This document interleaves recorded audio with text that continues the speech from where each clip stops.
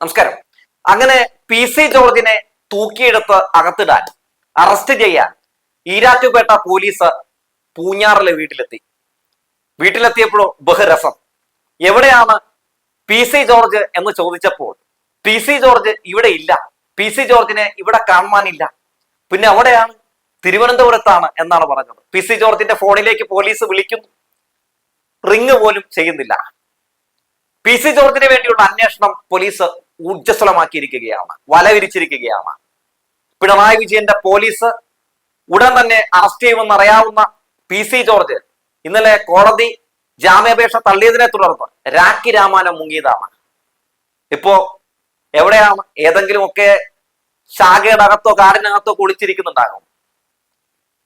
ഒരു മതവിഭാഗത്തെ മാത്രം കടന്നാക്രമിച്ചുകൊണ്ട് വർഗീയ പരാമർശം നടത്തിക്കൊണ്ട് ഇയാൾ കഴിഞ്ഞ കുറച്ച് നാളുകളായി ഈ നമ്മുടെ ഈ കൊച്ചു കേരളത്തിൽ നടത്തിക്കൊണ്ടിരിക്കുന്ന വർഗീയ പരാമർശങ്ങൾ നമുക്ക് പൊറുക്കാൻ കഴിയാത്തതാണ്. ഇപ്പൊ നമ്മൾ വർഗീയതയുടെ ഒരു ഏറ്റവും വലിയ ഒരു കൊടിയ വിഷം, ഒരു ലാസ്റ്റ് സ്റ്റേജാണ് നമ്മൾ പി.സി. ജോർജിൽ നിന്ന് കണ്ടത്.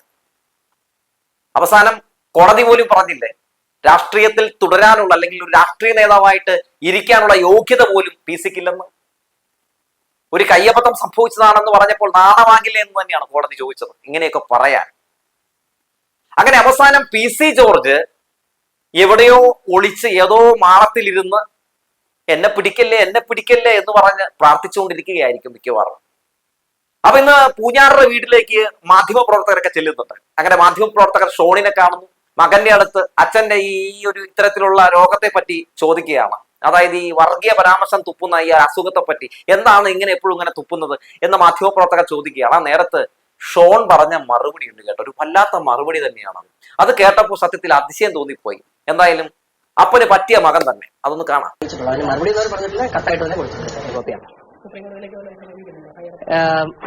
പല അഭിപ്രായങ്ങളുണ്ട്. തീർച്ചയായിട്ടും ഹൈക്കോടതിയുടെ കമന്റ് നിങ്ങളെല്ലാം വായിച്ചിട്ടുണ്ട്, നല്ല പത്രങ്ങളിലൊക്കെ വന്നിട്ടുണ്ട്. അതിനെ സംബന്ധിച്ച് ആ കമന്റുകളെ സംബന്ധിച്ച് സെറ്റ് ചെയ്യപ്പെടേണ്ടതായിട്ടുള്ള കമന്റുകളുണ്ട്. അതിപ്പോ അതും എന്ത് വേണമെന്നുള്ളത് പാർട്ടിയായിട്ട് ആലോചിച്ച് തീരുമാനിക്കാനാണ് ഉദ്ദേശിക്കുന്നത്. അപ്പോൾ പി.സി. ജോർജ് പറഞ്ഞ വാക്കുകൾക്കപ്പുറത്ത്, അദ്ദേഹം പറഞ്ഞ വാക്കുകളിൽ ആരെങ്കിലും വേദനിപ്പിക്കുന്നുണ്ടെങ്കിൽ പിറ്റേ ദിവസം അദ്ദേഹം അതിന് കൃത്യമായ ക്ഷമാപണം, പ്രത്യേകിച്ച് അദ്ദേഹത്തിന്റെ വാക്കുകൾ പ്രത്യേകിച്ച് എടുത്തു പറയണം. ഈ രാജ്യത്തെ സ്നേഹിക്കുന്ന ഇസ്ലാം സഹോദരങ്ങൾക്ക് ആർക്കെങ്കിലും അതുവഴി ബുദ്ധിമുട്ടുണ്ടായിട്ടുണ്ടെങ്കിൽ നിരുപാധികം ഞാൻ ആ പ്രസ്താവന പിൻവലിക്കുകയും ക്ഷമാപണം നടത്തുകയും ചെയ്യുന്നു എന്നുള്ള പ്രസ്താവന നടത്തുന്നുണ്ട്. പക്ഷെ ഇവിടെ അതല്ല.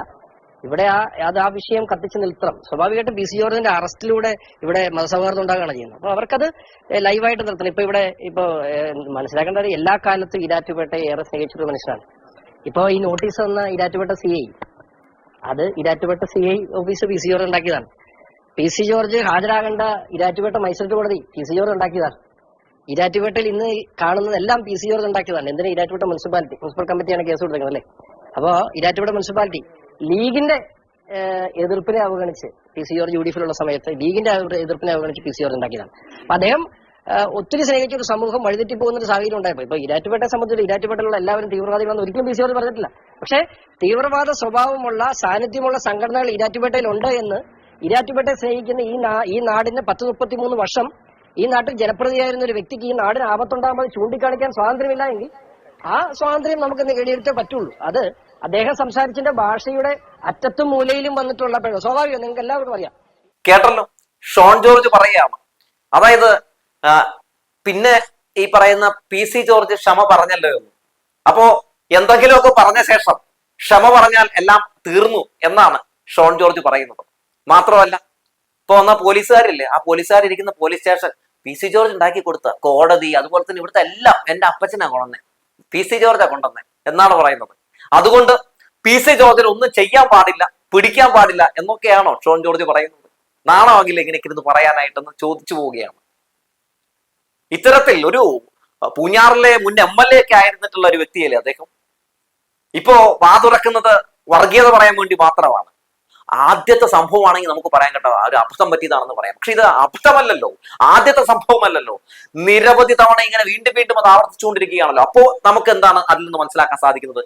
മനഃപൂർവ്വം നമ്മുടെ സംസ്ഥാനത്ത് വർഗീയ കലാപങ്ങൾ ഉണ്ടാക്കാൻ വേണ്ടി, ഇവിടെ മതസ്പർദ്ധ ഉണ്ടാക്കുന്ന രീതിയിൽ പരാമർശം നടത്തിക്കൊണ്ട് പി.സി. ജോർജ് ഒരു ഓപ്പറേഷൻ നടത്തുന്നു. ആർക്കോ വേണ്ടി എന്നല്ലേ മനസ്സിലാക്കേണ്ടത്?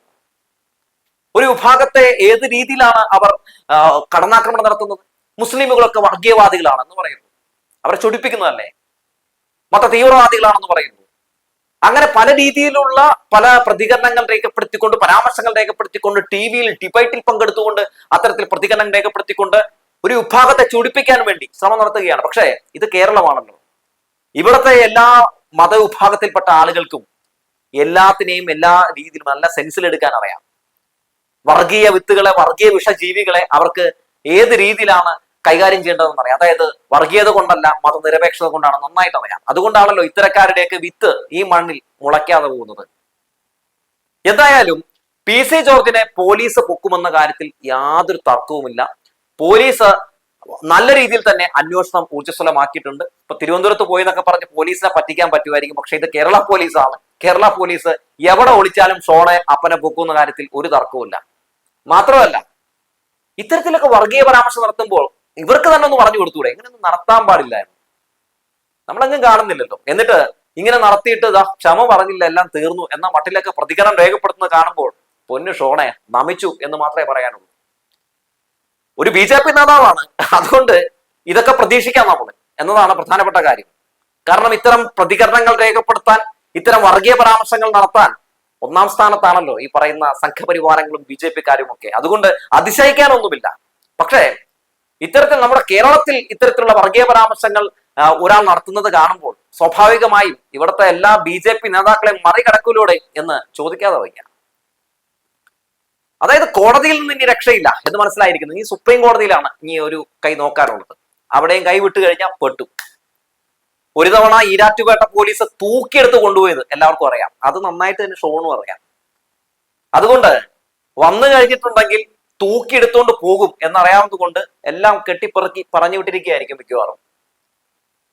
നേരത്തെ എന്തായിരുന്നു, അതായത് ഹിന്ദു മഹാസമ്മേളനത്തിൽ നടത്തിയ വർഗീയ പരാമർശവുമായി ബന്ധപ്പെട്ട് ഈരാറ്റുപേട്ട പോലീസ് അറസ്റ്റ് ചെയ്യാൻ പോകുമ്പോ എന്താ പറഞ്ഞ, പിണറായി വിജയന്റെ പോലീസ് അങ്ങനെയൊന്നും PC ജോർജിനെ അറസ്റ്റ് ചെയ്യില്ല, അങ്ങനെ PC-നെ ആർക്കും അറസ്റ്റ് ചെയ്യാൻ പറ്റില്ല എന്നൊക്കെയല്ലേ പറഞ്ഞത്. എന്നിട്ട് തൂക്കിയെടുത്തകത്തിട്ടില്ലേ? LDF സർക്കാർ ഭരിക്കുന്ന ഈ കേരളത്തിൽ, കമ്മ്യൂണിസ്റ്റ് സർക്കാർ ഭരിക്കുന്ന സമയത്ത് ആരെങ്കിലും വർഗീയ പരാമർശം നടത്തിയിട്ടുണ്ടെങ്കിൽ അവരുടെ അവസ്ഥ ഇതായിരിക്കുമെന്ന കാര്യത്തിൽ യാതൊരു തർക്കവുമില്ല. UDF-ന്റെ ഭരണകാലത്തായിരുന്നെങ്കിൽ ഒരു പക്ഷേ ഈ പറയുന്നത് പോലെയൊക്കെ PC ജോർജിനെയൊക്കെ അങ്ങനെ പിടിക്കാതെ കുറച്ചൊക്കെ ഈ പറയുന്നത് പോലെ പല രീതിയിൽ രക്ഷപ്പെടാനുള്ള ചില സംഗതികളൊക്കെ ഇട്ട് കൊടുക്കാൻ സാധ്യത ഉണ്ടായിരുന്നു. പക്ഷേ LDF സർക്കാരിന്റെ കാലത്ത് അങ്ങനെ ഒന്നും പ്രതീക്ഷിക്കരുത് എന്ന് മുഖ്യമന്ത്രി പിണറായി വിജയൻ, ആഭ്യന്തര വകുപ്പ് മന്ത്രി പിണറായി വിജയൻ പലപ്പോഴും പല ഘട്ടത്തിലും കാണിച്ചു തന്നിട്ടുണ്ട്. PC ജോർജുമാരെ പോലുള്ള ആളുകളെയൊക്കെ പലതവണ പൊക്കി പലതവണ അകത്തിട്ടിട്ടുള്ള ചരിത്രം ഈ സർക്കാരിനുണ്ട്. അതുകൊണ്ട് പിണറായി വിജയൻ സർക്കാർ PC ജോർജിനെ പിടിക്കാതിരിക്കുകയാണ് എന്നൊന്നും ആരും പറഞ്ഞു കളയരുത്. ഇപ്പൊ തന്നെ ആ ജാമ്യാപേക്ഷ തള്ളാനിടയായ സാഹചര്യം എന്താണ്? പോലീസ് അതിശക്തമായ ഒരു കുറ്റപത്രം അവിടെ സമർപ്പിച്ചതുകൊണ്ടാണ്. പല രീതിയിൽ രക്ഷപ്പെടുത്താൻ വേണ്ടി PC ജോർജിനെ രക്ഷപ്പെടുത്താൻ വേണ്ടി ശ്രമം നടത്തി പലരും.